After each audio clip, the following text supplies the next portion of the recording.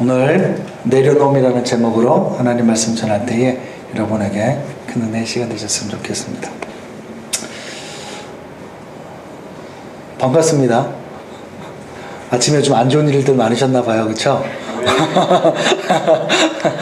일주일 동안의 삶이 참 고단하셨던 것 같아요. 몇 년 전에요, 저는 정말로 깊이 사랑하고 신뢰하던 한 여자로부터 커다란 배신을 당했습니다. 그 여자의 말을 그대로 믿은 것이 화근이었어요. 어느 날 그 여자가 커다란 눈에 눈물을 그렁그렁 해서는 안타까운 얼굴로 저에게 이렇게 말하는 것입니다. 통 아저씨가 통에 들어가는 쇼를 하다가 못 나와서 결국 통에 갇혀서 돌아가셨대. 저는 그 말을 듣는 순간 올 것이 왔구나 하는 그런 생각이 들었습니다. 저도 그 쇼를 봤어요. 여러분도 다 보셨을까요? 예전에 통아저씨라는 분이 아주 마르고 왜소하게 생기신 분이 아주 작은 유리 상자 안에 들어갈 때부터 저는 저러다가 못 나오지 이렇게 했는데 결국 그렇게 되셨다는 소식을 듣고는 너무나도 정말로 그때는 그 사실을 믿고 정말 마음이 안 좋더라고요. 측은하고 정말 아팠어요. 그런데 사실 그렇게 마음 아픈 데서 끝났어야 했어요. 제가 문제는 그 다음날 주일날 설교 때 그 이야기를 정말 가슴 아프다는 듯이 선포를 했고 또 여러 지인들에게 그 비통한 소식을 전파했다는 데 문제가 있습니다. 나중에 알고 보니까 그게 사실이 아니었던 거예요. 그때 저는 수많은 분들, 심지어 제 설교를 듣는 사람들에게까지 신용을 잃었습니다. 그 여자분 역시 저에게 신용을 잃었죠. 그 여자분은 다름 아닌 제 아내입니다. 물론 지금은 그냥 재미있는 추억으로 남았지만 그 당시는 제가 너무 당황했던 기억이 나요. 우리는 왜 이렇게 때로는 말도 안 되는 일을 사실로 받아들이고 전파하고 심하게는 고집까지 피우는 이런 어리석은 일을 하는 것입니까? 이에 대해서 서울대학교 심리학과 이 교수이신 곽금주 교수님이 이렇게 얘기했어요. 사람은 자기가 어떤 사실을 받아들이고 믿어버리게 되면 그게 아니라는 정보가 있어도 걸러내고 자신이 믿는 정보만 받아들이게 된다라고 분석을 하셨어요. 이런 말도 안 되는 일이요, 그냥 개인적인 작은 실수로 끝나면 괜찮은데 문제는 뭐냐면 사회적으로 이런 일들이 일어나기도 합니다. 집단적으로 이런 일들이 일어나기도 해요. 2010년 4월에요 아주 재미있는 현상이 일어났는데요, 타블로라는 가수가 이 학력에 대해서 이 논란이 생겼습니다. 이 타블로 씨는 경력에 보게 되면 미국의 명문대인 이 스탠포드 대학을 졸업한 것으로 알려졌는데 그 학력이 위조라는 주장이 여기저기서 일기 시작한 거예요. 물론 방송에서 그 타블로 씨가 좀 의심을 살 만한 행동이나 좀 앞뒤가 잘 안 맞는 그런 말들을 하기는 했어요. 그런 것도 있긴 있어요. 그런데 하지만 문제는 그 뒤에 여러 가지 많은 증거들을 제시하였음에도 불구하고 위조라고 주장하는 사람들은 자기 뜻을 전혀 굽히질 않는 거예요. 나중에는 갈수록 병적으로 그것을 가짜라고 맞대응하고 막 나중에는 사이트까지 만들어가지고 덤비기 시작하는데 이게 나중에는 이게 병적인 형상으로까지 나타나는 거예요. 졸업장을 제시했어요. 그러니까 위조다 이렇게 얘기합니다. 그래서 미국 학력조회 사이트라는 사이트에서 여기는 속일 수가 없는 것인데 그걸 직접 인증을 했어요. 그런데도 위조라고 또 주장을 해요. 이쪽에서는. 심지어는 스탠포드 대학교 홈페이지에서 타블로 씨 개인 계정까지 공개를 했어요. 그러니까 이번에는 또 어떻게 받아들이는 줄 알아요? 사이트를 해킹했다 이렇게 또 받아들입니다. 나중에는 검찰과 MBC 방송국에서까지 나서서 졸업한 거 맞다 하면서 막 인터뷰 장면까지 다 보여줬어요. 그러니까 뭐라고 얘기합니까? 검찰과 MBC를 타블로 씨가 매수했다 이렇게까지 자기 주장을 굽히지를 않는 거예요. 이 정도면요 거의 정신병 수준이에요. 우리는 이런 사람이 기껏해야 1, 20명 정도라고 생각을 하죠. 그 당시에 이 말에 동조했던 사람이 자그마치 20만 명이에요. 몇 명이요? 20만 명. 참 희한한 일이죠. 이것에 대해서 또 연세대학교 심리학과 이 황상민 교수가 이렇게 얘기합니다. 이런 사람들은 이미 진실을 알고 싶은 데는 관심이 없다. 오로지 자신이 믿고 있는 것에 정당성을 부여하는 데만 집착을 하게 되어 있다. 이렇게 얘기합니다. 이거는 비단 일부만 그러는 게 아니에요. 사실은요 대부분의 사람들이요, 개인적이든 아니면 집단적이든 저마다 자기 생각이 정답이라고 주장하고 자기가 본 것이, 내가 경험한 것이 100% 맞다 이렇게 주장을 합니다. 우리는 아니라고 이야기할지 모르지만 저마다 자신만의 생각과 자기만의 고집과 자기만의, 우리 그래서 뭐라고 해요, 개똥철학이 다 있는 거예요. 이렇게 하면 성공할 것이다, 이 방향으로 가면 나는 반드시 될 것이다, 이렇게만 해, 이렇게 사는 것이 잘 사는 것이다 라는 자기만의 생각들이 다 있는데 이것이 좀처럼 바뀌지가 않는다라는 거예요. 그래서 오죽하면 18세기 미국의 정치가인 벤자민 프랭클린이 뭐라고 얘기했느냐면, 세상에는 아주 단단한 것이 세 가지가 있는데 강철과 다이아몬드와 그 자신에 대한 인식이다, 이렇게 얘기하는 거예요. 강철과 다이아몬드 얼마나 단단해요. 그런데 그 정도로 사람들이 자기 생각과 자기 고집과 이 고정관념이 너무 단단해서 깨지질 않는다는 거예요. 우리는 오늘 본문을 통해서도 자신이 보고 싶은 것, 그리고 듣고 싶은 것만 듣다가 망한 사람의 케이스를 발견할 수가 있죠. 누굽니까? 우리가 읽은 본문을 조금이라도 여러분이 머릿속에 생각을 하고 있다면 누군지 알겠죠? 예, 바로왕이에요. 애굽왕 바로입니다. 하나님께서 모세를 통해서 바로에게 하나님의 말씀을 전합니다. 내 백성 이스라엘을 보내라. 그들이 광야에서 내게 예배를 드릴 것이다. 그러자 바로왕이 대뜸 조롱하고 튕겨내고 코펑기를 키면서 이렇게 얘기합니다.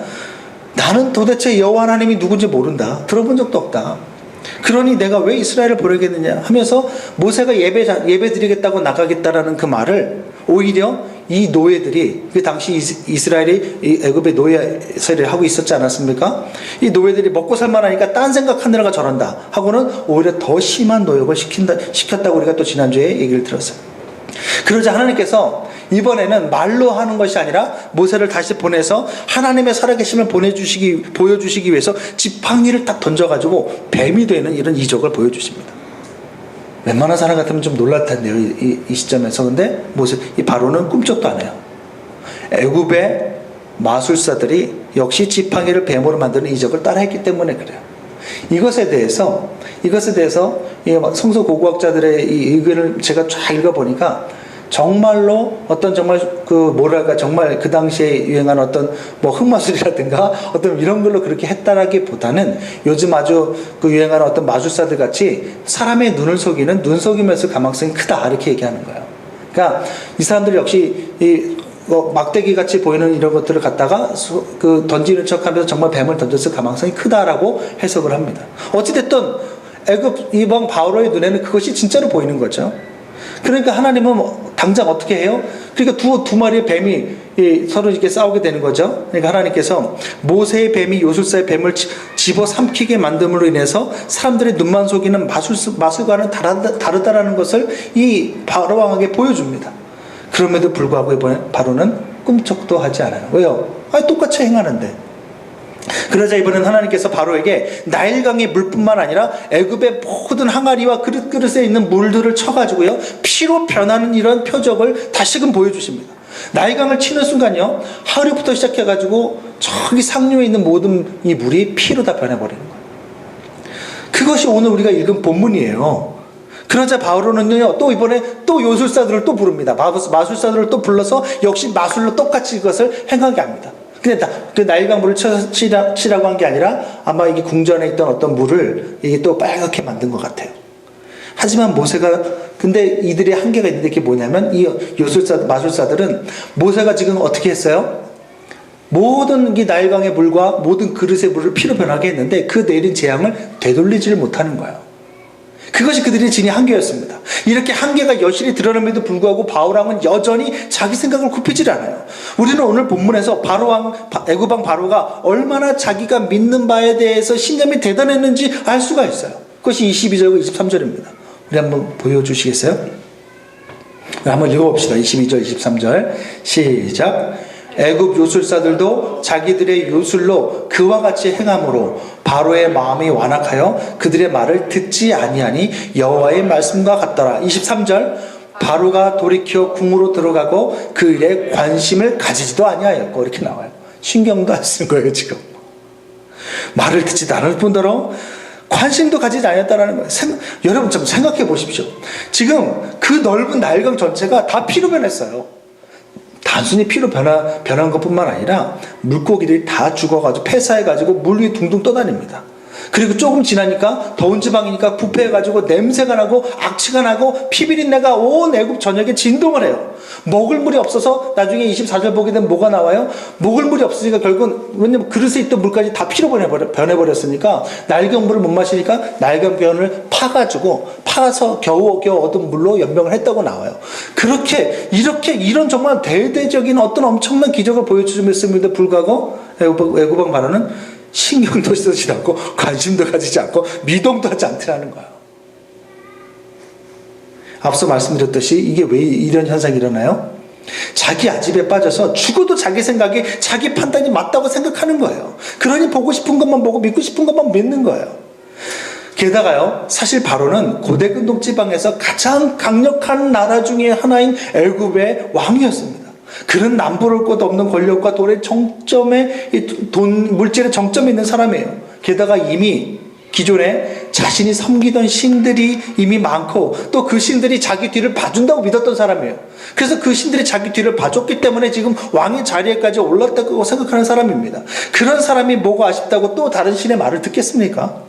게다가 당시 이스라엘 백성은요, 애굽의 중요한 자원이자 노동력이었어요. 이스라엘 덕분에 이 애굽이 얼마나 많은 풍요와 편안과 안락한 생활을 누리고 있는데요. 얘네들이 얼마나 많은 이게 성을 쌓아주고 막 이렇게 여러 가지 이 애굽의 정말 많은 국력들을, 그리고 또 외부에서 쳐들어왔을 때 이걸 막을 만한 그 모든 것들도 다 만들어주기 때문에 이 노동력 때문에 지금의 애굽이 사실은 유지가 되고 있는 거거든요.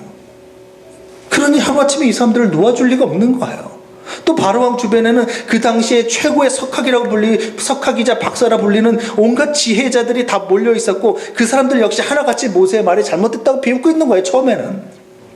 게다가 노예 민족이 자기를 풀어달라고 해서 순순히 풀어줄 왕은 바보예요. 당시 바로왕뿐만이 아니라 그 주변 나라 왕들도 다 똑같이 행했을 거예요. 게다가 모세가 처음에 몇 가지 이적이라고 보여주었지만 애굽의 요술사들도 그것을 똑같이 행합니다. 당연히 바로는 모세 역시 마술사 중에 하나라고 처음에는 생각을 한 거예요. 그러니 왜 바로가 굳이 이스라엘을 풀어주고 보내주겠습니까? 왜 하나님의 명령에 따를 이유가 없는 거예요. 사실 객관적으로 보면 사실 여기까지는 우리도 이해할 만합니다. 그렇잖아요. 그런데 문제는 뭐냐면, 시간이 흐를수록 나중에는 이것이 단순한 눈속임 마술이 아니라 정말로 살아계신 하나님의 능력이라는 것이 분명히 선명히 똑똑히 보여지고, 그렇기 때문에 절대로 바로가 이 신과의 싸움에서 이길 수 없는 싸움이라는 게 여실히 드러납니다. 심지어 그래서 이 바로 주변의 사람들이 이것을 먼저 깨닫고 항복하는 것이 나중에는 나와요. 여러분, 제일 먼저 무릎 꿇은 사람들이 누군지 알아요? 알아맞히시면 천국에서 상이 클 것입니다. 제일 먼저 항복한 사람들이 누구냐면 바로 요술사들이에요. 마술사들이에요. 이 요술사들이요, 다른 재앙, 처음에 한 가지, 두 가지, 세 번째 재앙까지는 흉내를 냈어요, 똑같이. 그런데 네 번째 재앙인 모기재앙, 이재앙이라고 나오죠. 모기재앙부터 시작해서 독점, 전염병, 메뚜기, 우박, 흑암의 이런 재앙들은요, 아예 술사들이 흉내도 내지 못했을 뿐더러 자기들 역시 그 재앙으로 인해서 온갖 고통을 당하는 거예요. 모기한테 물려가지고 밤새 잠도 못 자고 막 그냥 몸만 독종이 나가지고 밤새 긁느라고 이게 이거를 똑같이 누가 당해요? 요술사들이 같이 당하는 거예요. 결국 이 요술사들이 먼저 왕에게 찾아가서 고백을 합니다. 뭐라고 고백하냐면, 왕이시여, 이거는 단순한 마술이 아닙니다. 정말 살아계신 하나님의 권능입니다. 이렇게 얘기를 해요. 무슨 뜻입니까? 빨리 항복하라는 거예요. 빨리. 이들뿐만이 아닙니다. 나중에는 요술사뿐만 아니라 애굽의 모든 참모 대신들과 지혜자들, 이 바로의 모든 신하들이 똘똘 뭉쳐서 이거는 도대체 이길 수 있는 싸움이 아니라는 거예요. 하나님의 능력이라는 거예요. 이대로 가다가는 애굽이 망할 것이라는 것과, 그러므로 빨리 이스라엘을 보내주는 것이 지금 가장 지혜로운 일이다라고 누구에게 가서 얘기하냐면 애굽 바로에게 가서 얘기를 해요. 그런데 이렇게 온갖 지혜자들까지도 다 항복을 하는데 이 애굽 왕 바로만은 항복하지 않아요. 끝까지. 심지어는 자신의 큰아들 장남을 잃을 때까지 그 마음의 고집을 꺾지 않고 하나님께 맞서는 것을 보게 됩니다. 아니 도대체 왜 이렇게까지 고집을 피우고 왜 이렇게까지 하나님 앞에 맞서는 거예요? 인정하고 싶지 않은 거예요.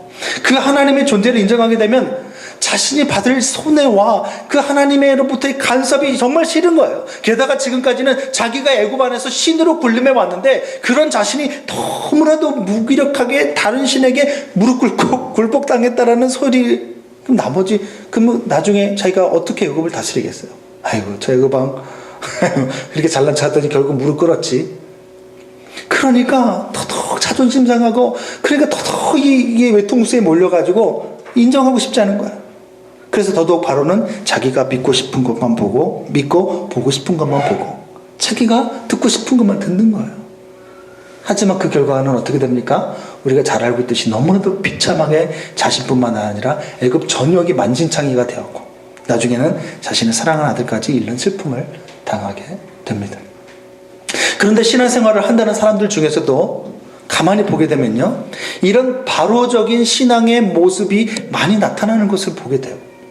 하나님 말씀을 있는 그대로 다 받아들이고 순종하는 것이 아니라 자신이 믿고 싶은 것만, 자신이 받아들이고 싶은 것만, 자신이 듣고 싶은 것만 듣더라는 거예요. 자기에게 이롭고 자신이 희생하지 않아도 되는 선 안에서만 말씀을 걸러서 받아들이더라는 거예요. 심지어는 성경도 자기 마음대로 해석하고 성경마저도 자기 마음대로 적용하는 사람들이 많다라는 것입니다.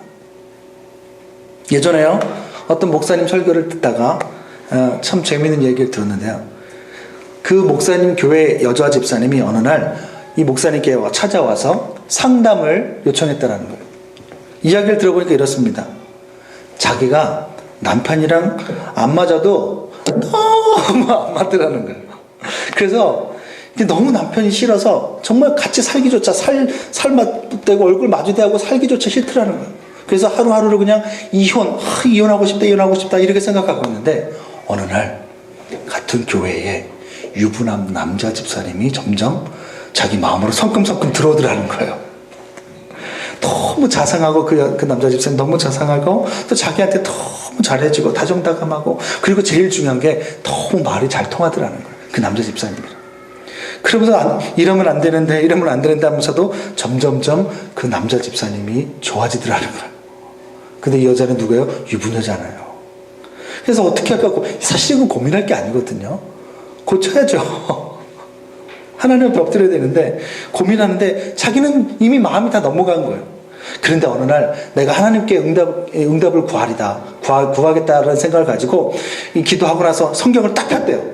성경을 쫙 폈더니 요한복음 4장이 딱 펴지고 마침 예수님이 사마리아 여인에게 하신 말씀이 자기 눈에 딱 들어오더라는 것입니다.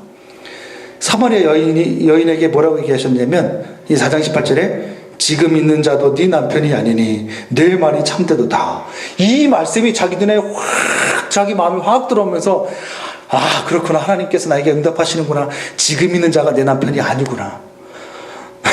그래서 빨리 이혼하고 그 남자 집사님도 이혼하게 만들고 우리들이 결혼하라는 것이 하나님의 뜻인 것 같다라고 생각하고는 그 자기 교회 목사님께 찾아가서 정말 확인자 상담을 받으러 찾아갔다라는 거예요. 그 목사님이 그 이야기를 듣자마자 잘하였도다, 착하고 충성된 종아, 이렇게 얘기한 것이 아니라 정말 호통을 치고 야단을 쳐서 정말 눈물이 쏙 빠질 정도로 자기가 혼을 내고 보냈다. 그러면서 뭐라고 얘기했냐면, 성경은 그렇게 마음대로 보고 싶은 것, 읽고 싶은 것만 딱 정해서 보는 것이 아니다. 그리고 그 뜻은 그 뜻이 아니다. 문맥상에서 그런 뜻이 아니다. 이렇게 혼을 내서 보냈다라는 거. 정말 궁금하더라고요. 그 뒤로 어떻게 되었는지. 제가 그래서 그 목사님의 설교를 몇 주가 더 들었던 것 같아요. 언제나 저제나 뭐 나오려나 안 나오더라고요. 아무튼 이야기가 좀 약간 이렇게 극단적으로 흘렀습니다만, 누구나 정도의 차이만 있을 뿐 우리는 하나님 말씀을 들어도 우리가 듣고 싶은 것만 듣고 하나님 말씀을 받아들여도 우리가 받아들이고 싶은 것만 받아들이는 경향이 우리한테 있다는 거야. 다 말씀을 듣는데 이거 나한테 좀 약간 애매해, 안 받아들이는 거야. 그렇게 지독하게도 자기 생각과 자기 고집을 버리질 않는 거예요. 이렇게 사람은요, 기본적으로 자기가 맞다고 생각하면 그것을 포기하지 못하는 성향이 있습니다. 여러분, 왜 하나님께서 이렇게 자기가 보고 싶은 것만 보고 믿고 싶은 것만 믿다가 철저하게 매맞고 망한 바로왕의 에피소드를 오늘 우리에게 지금 들려주고 계시는 것입니까? 왜 이렇게 이 바로왕이 그렇게 고집을 피다가 이게 철저하게 망하는 것을 왜 우리에게 하나님께서 이 말씀을 통해서 우리에게 지시하시는 것입니까? 하나님의 사람은, 하나님의 백성은 그렇게 하지 말라는 거예요. 참 하나님의 사람은 어떠한 경우라도 말씀 앞에 자기 생각, 자기 계획을 내려놓을 줄 아는 사람이라는 것을 우리에게 교훈하시고자 하는 것입니다. 그러면 어떻게 해야 우리는 우리의 생각과 아집을 내려놓고 정말 우리의 이 고정관념에서 벗어날 수 있다는 말입니까? 제일 먼저는 내 생각과 내 계획이 틀릴 수도 있다라는 열린 마음을 가져야 돼요. 내 생각이 틀릴 수도 있다. 저 사람의 말이 맞을 수도 있다. 아내랑 제가 예전에 가끔씩 싸우던 것들이 어떤 것들을 싸우냐면, 예전에 일어났던 어떤 일에 대해서 서로 그것을 설명을 하는데 서로 설명이 달라요. 나는 이렇게 생각하고 있는데 저 사람은 전혀 다르게 생각을 하고 있는 거예요. 근데 저는 제 생각이 맞다고 우기고, 저분께서는 또 그 여자분께서는 그 여자분이 또 자기 생각이 맞다고 우기시고, 그러다 보니까 자꾸 싸움이 일어나요. 그래서 제가 나중에 내 생각이 틀릴 수도 있겠구나 라는 생각을 가지면서부터는, 그래, 내가 틀릴 수 있겠다. 이게 또 이게 받아들여지는 거예요. 이런 마음의 자세들. 내 생각하는 거, 내가 생각하는 이 신앙관이 틀릴 수 있다라는 거. 그리고 성경이 무엇이라고 말하는지 끊임없이 들으려고 해야 되는 거예요. 그것이 내려놓음의 시작입니다. 내가 틀릴 수 있구나. 내 생각이 하나님에 맞지 않을 수 있구나. 내가 생각하는 이 신앙이라는 것이 신앙이 아닐 수도 있구나. 그러면 성경이 뭐라고 말하는가? 라고 성경을 볼 수 있어야 된다는 거예요. 그 내려놓음이 시작이라는 겁니다. 여러분, 전통이라고 해서 내가 이런저런 정말 신기한 경험을 했다고 해서 그것이 곧 진리라고 말할 수가 없어요. 내 주변에 교회 다니는 사람들이 다 그렇게 행동하고 다 저렇게 신앙생활 한다고 해서 그것이 무조건 맞는 것이 아닙니다. 제가 어떤 교회 갔더니 1000번째 헌금이라는 걸 드리고 있어요. 제가 너무나도 기가 막혔습니다. 성경 어디에도 나오지 않는 헌금을 만들어서 드리고 있더라는 거예요. 왜 이거 1000번째 헌금을 드립니까? 숫자까지 적어가면서 첫 번째, 두 번째, 나중에는 700 몇십 번째 계속해서 헌금을 드려요. 거의 매주마다 1년 내내. 제가 그거 왜 드립니까? 교회에서 그렇게 하라는데요. 주변에서 다 그렇게 하는데요. 권사님 그렇게 하지 마세요. 성경에 어디에도 나와 있는 헌금 아니에요. 성경에 나와 있는지가 중요한 거예요. 그래서 왜 그렇게까지 열심히 합니까? 계속해서 그 헌금을 써내릴 때 갈 때마다 자기 자식이 어디에 무슨 시험 준비하고 있는데 잘 되게 돼. 마치 1000번째 헌금이 마치 소위 어떤 종교에서 말하는 1000배, 절을 1000번 하게 되면 소원이 하나 이루어진다라는 이런 개념으로 이해하고 계시더라는 거예요. 그 교회에서 그렇게 가르쳤다. 제가 막 얼마나 속이 막 뒤집어지고 화가 나는지.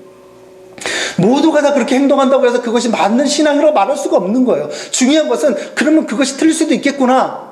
그럼 뭐예요? 그럼 성경이 뭐라고 말하는가? 여러분, 우리 장로교를 가리켜서 개혁주의라고 얘기합니다. 개혁주의라는 건 뭔지 아세요? 내 생각이 언제든지 틀릴 수 있다는 것을 알고 늘 성경 앞에 비춰서 정말로 내 신앙이 맞는가라고 늘 되돌아보고 돌이켜보고 그것이 틀렸다면 고치고 개혁하는 것. 그래서 개혁주의라는 거예요, 우리가. 저는 특히 교회 안에서요, 복받았다고 간증하는 사람들의 이야기를 듣는 것이 아주 마음이 불편합니다. 그런 분들의 간증이 대부분 다 이런 식입니다. 이렇게 저렇게 내가 기도하고 이렇게 봉사하고 이렇게 내가 헌금을 많이 했더니 자식들이 좋은 대학 가고 좋은 데 취직하고 돈 많이 벌고 이렇게 저렇게 막 성공하고 형통하더라 라는 식이에요. 그러니 뭐예요? 당신들도 내가 이렇게 한 것처럼 이렇게 저렇게 교회에서 기도하고 헌금하고 봉사해라. 그러면 니들도 복 받는다. 교회 안에서조차 성공의 기준이 세상과 똑같습니다. 복의 기준이라는 것이. 저는 그 말이, 그런 간증들을 들을 때마다 너무 마음이 불편해요. 또 때로는 분노가 일어나요. 아멘하는 성도님들을 바라볼 때 다시 돌아봐요.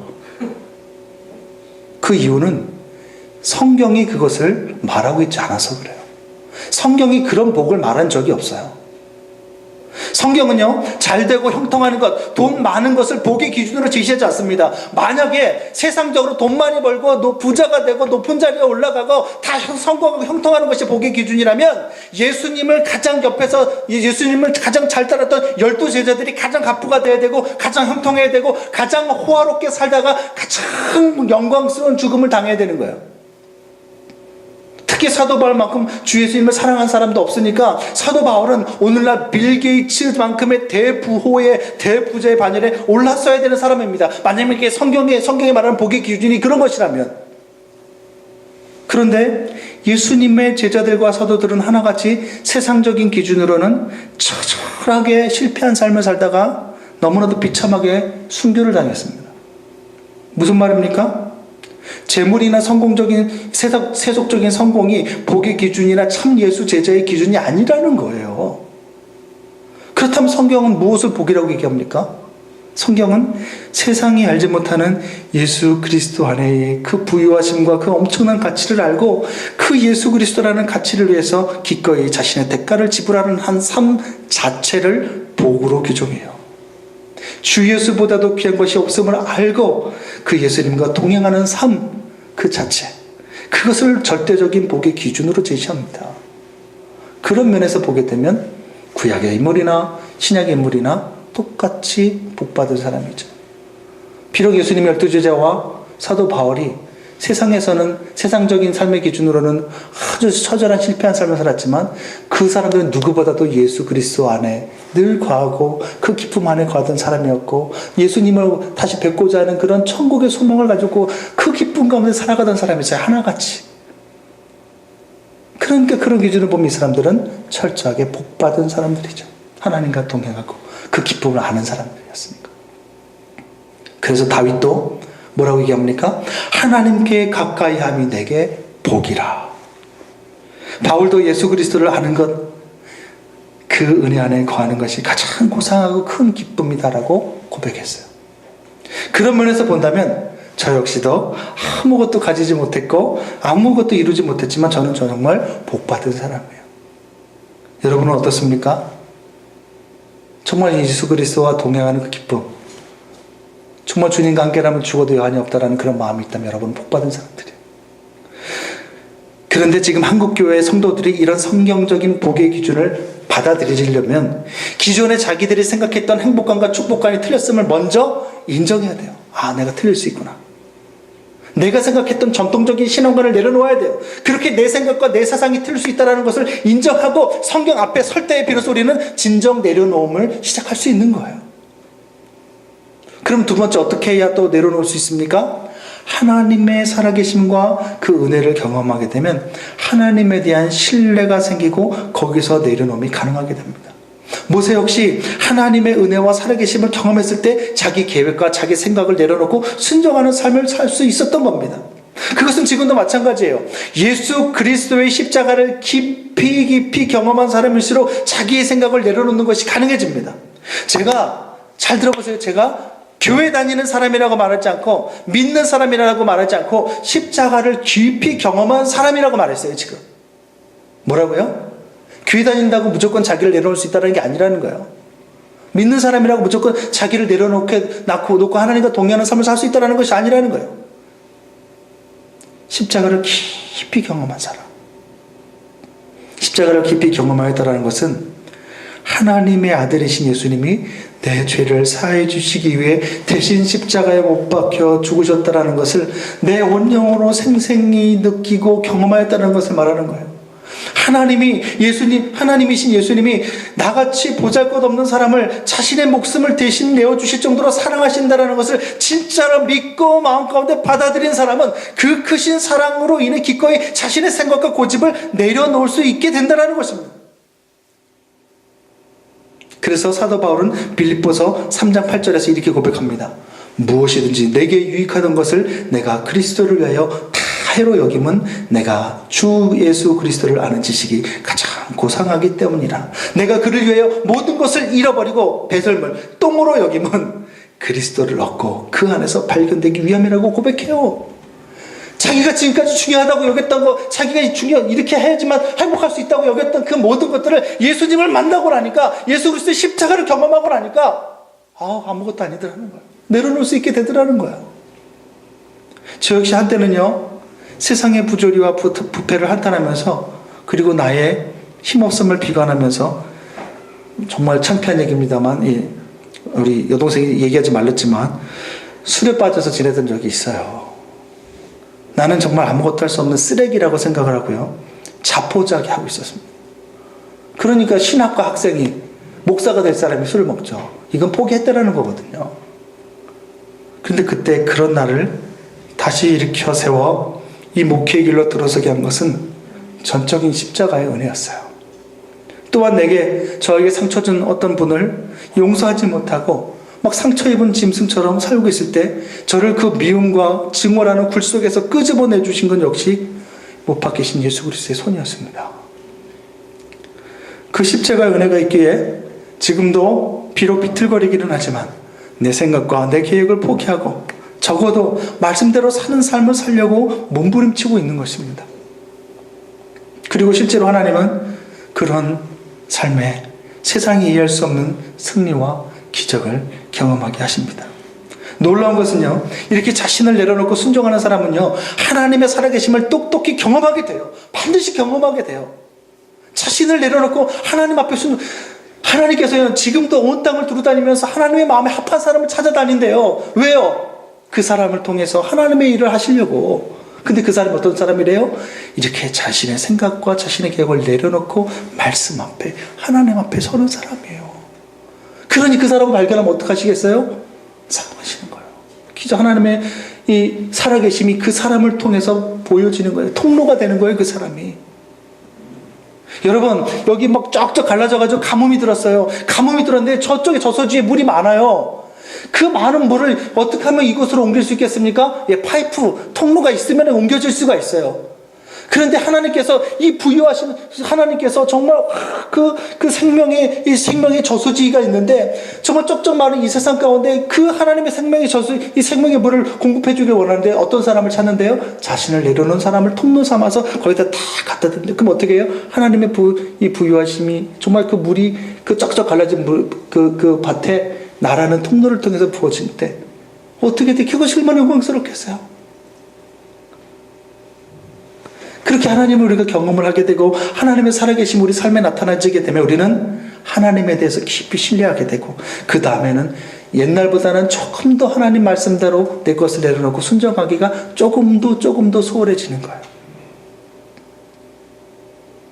그렇게 자신을 내려놓는 사람이 하나님을 경험하게 되고 그렇게 하나님의 살아계심을 체험한 사람이 또 다른 하나님의 말씀에 순종해서 더 큰 하나님의 살아계심을 경험하게 된다는 것입니다. 그래서 여러분 잘 아시는 이 모세가 10가지 재앙뿐만 아니라 나중에 어떤 것까지 보게 돼요? 바다가 하나님의 말씀으로 갈라지는 것까지 보게 됩니다. 한 선교사님의 이야기입니다. 이미 아시는 분들은 다 아실 거예요. 여러분 들어가기도 어렵지만 졸업하기는 더 어렵고 특히 거기서 박사 학위를 따기란 거의 하늘의 별 따기라는 하버드 대학에서 중동사 연구로 박사 학위를 받으신 이용구 박사라는 분이 계십니다. 이분은요 이미 한국에서도 서울대학교와 서울대학교 대학원을 졸업하신 수재입니다. 그런데 이분이 하버드 박사 이 학위까지 따게 된 거예요. 야, 얼마나 자랑스러워요. 이거를 따기 전에 벌써 그냥 몇 주 전부터 자기 모교인 서울대학교부터 시작해서 세계 유수의 아주 미국의 아주 유명한 대학교에서 벌써 교수 초빙이 막 들어와. 행복한 고민이 막 빠진 거야. 모교인 서울대뿐만 아니라 이 대학에서 그냥 교수로 오라는 그런 러브콜이 쏟아지는 거예요. 굉장한 보수와 굉장한 대우를 제시하면서 오라는 대학들이 많았다고 해요. 그런데 그러니까 얼마나 행복하겠어. 야, 이제 나는 앞으로 이제 내 인생을 쫙 폈어. 이제는 내가 박사 학위를 따고 내가 이제 앞으로 이 얼마나 엄청난 정말 삶을 내가 누리게 될 것인가. 그런데 기도하고 말씀을 묵상하는 가운데 자꾸 하나님께서 자기 마음 가운데 몽골이라는 나라를 품게 하시고 몽골의 영혼들을 섬기라는 마음을 자꾸 주시더라는 거예요. 몇 번을 무시하고 거절하고 그래서 나중에는 정말 피할 수가 없어서 이렇게 반문하셨답니다. 왜 하필 납니까? 왜 하필 그리고 몽골입니까? 얼마나 다른 나라들이 있는데 자기가 그래도 하버드 대학교 박사인데 이게 따기 힘드니 하버드 대학교 박사학위까지 땄는데 그 좋은 것들 다 놔두고 온갖 짐승이 배설물 냄새나고 미개하고 이 막 숯불 피워서 정말 난방해야 되는 정말 이런 말도 안 되는 곳에 애들까지 다 있는데 애들까지 데리고 나보고 가라는 것입니까? 그래서 이해가 안 되더라는 거예요.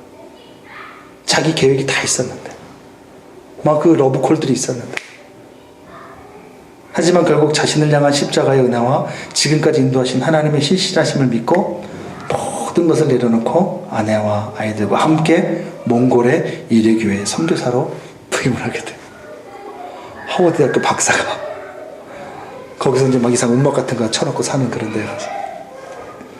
그런데 놀라운 것은 하나님께서는 그런 선교사님을 몽골 국제대학교 부총장의 길로 인도하시고 몽골 국제대학교 부총장 그리고 내려놓음이라는 책을 쓰게 하시면서 이 책이 일약 그 해에만 50만 부가 팔리 50만 부가 그러면서 이것저것 다니면서 그릇된 한국교회의 잘못된 물질적인 신앙들을 수정하는 그릇으로 막 사용하시더라고요. 그만큼 많은 사람들에게 깨달음을 주고 감동을 줬어요. 자, 그런데 여러분은 이런 얘기를 들으면요, 앞에 순종한 것은 싹 잊어버리고 뒤에 그래 이거 수지 맞는 장사인데 수지 맞는 거래인데 이렇게 생각하는 사람들이 있어요. 그렇기 때문에 여기서 중요한 것은 듣는 여러분들이 뒤에 영광에 초점을 맞추면 안 돼요. 자신을 내려놓고 순종하였더니 이렇게 성공하였더라라는 등의 성공에 집중하면 안 된다는 거예요. 저도 그게 너무나도 걱정이 돼서 나중에 책 한 걸 더 냈는데 더 내려놓음이라는 책을 또 써냈어요. 더 내려놓음. 제발 내 성공한 것에 초점을 맞추지 말아라. 그거 보고 손 내려놓으려고 생각하지 말아라. 그런 뜻이에요. 그러므로 우리는 무슨 보상을 받기 위해서 내려놓으라 하면 안 되는 거예요. 이미 우리는요, 말로 표현할 수 없는 예수 그리스도를 아는 보상을 받았어요. 세상을 알지 못해요. 세상은 예수님을 전혀 모릅니다. 그 안에 있는 그 기쁨을 몰라요. 저 역시도 몰랐어요. 그런데 그 예수 그리스도를 경험하고 나서는 이 세상 어떤 것도 비교될 수 없는 엄청난 보상과 그 상급과 가슴이 터질 것 같은 감격, 이 세상 그 어떤 재물로도 이 세상 어떠한 즐거움으로도 채울 수 없는 놀라운 것을 저는 경험을 했어요. 그 보상을 받았죠. 이미 우리는 말로 표현할 수 없는 환경과 상관없이 하나님과 동행하는 천국의 기쁨을 우리는 받았단 말이에요. 그러니까 자꾸 뒤에 뭐 세상적으로 성공한다, 높이 올라간다, 그것에 초점 맞추면서 내려놓으려고 하지 마세요. 제가 가장 걱정하는 게 그거예요. 이런 예를 들 때마다 걱정하는 게 바로 그거예요.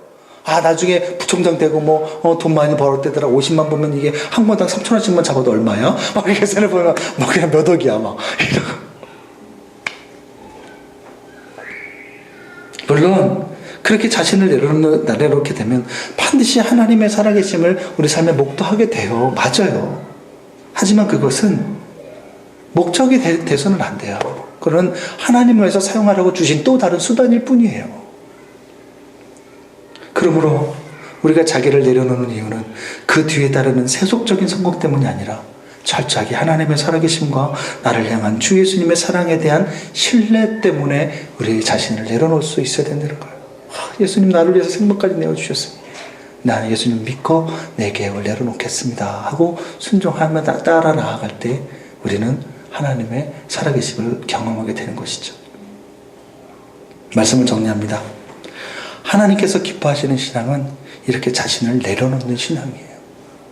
늘 내 생각과 내 계획이 틀릴 수 있다라는 그런 열린 마음으로 정말 성경이 뭐라고 말하는가 말씀 앞에 서고, 그리고 주님 내 자신을 내려놓을 때 나를 향한 주 예수님의 사랑 때문에 그 사랑에 대한 믿음으로 내려놓을 수 있기를 바라요. 그럴 때에 우리는 하나님을 경험하고 이 땅 가운데 하나님의 살아계심을 보여주는 통로가 되는 은혜를 누리게 될 것입니다.